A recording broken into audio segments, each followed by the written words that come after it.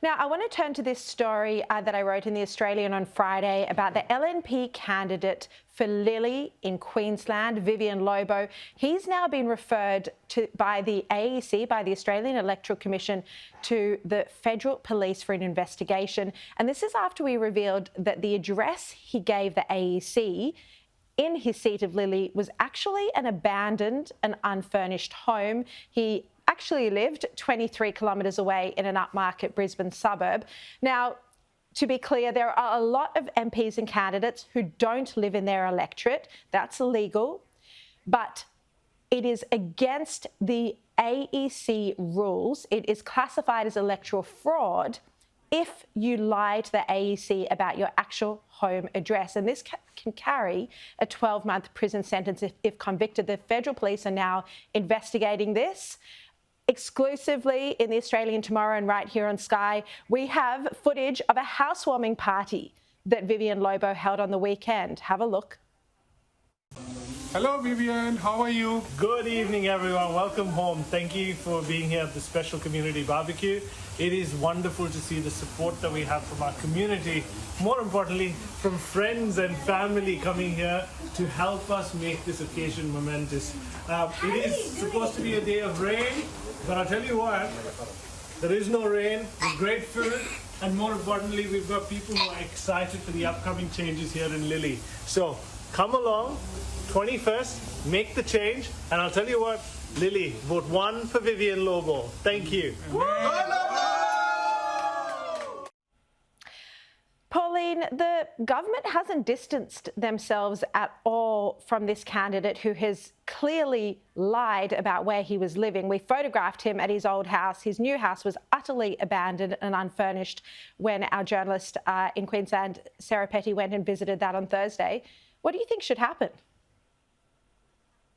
Well, it is definitely a breach of the AEC laws, and under legislation he's not supposed to give a false address. He's supposed to give the address where he lives at.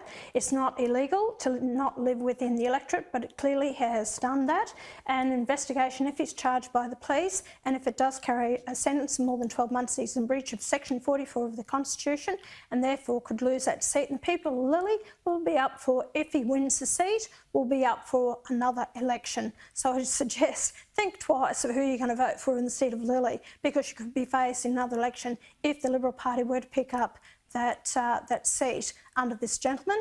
But then again, I could be wrong. He may not be found guilty with it, but it's a chance that you'll take in voting for the Liberal Party in that seat of Lilley. This is Queensland's most marginal seat and the second most marginal seat in the whole country. Annika Wells holds it just by a margin of 0.6%. Sophie, it was previously held by Wayne Swan. But the question is, you know, the vetting of candidates, particularly on the LNP side and the Liberal side, hasn't been great this election. Well, Sharri, this is great reporting by you yet again, exposing this, and an incredibly bad look. And it'll be very bad for the Liberal Party if he's found guilty of this offence. I've lived in Lilley electorate myself at one point, and I can tell you Everton Park is different to Windsor. Windsor's closer into the city. It's a more upmarket suburb. This is a very, very bad look. And as you said, a marginal seat, and Liberal Party need every single seat they can get. So I would hope that this investigation is very quick, but this could be very problematic. And as Pauline said, if he does win that seat, there could be issues if he is found guilty.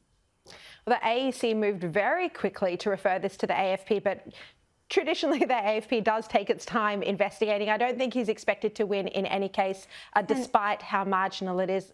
Yes, Pauline.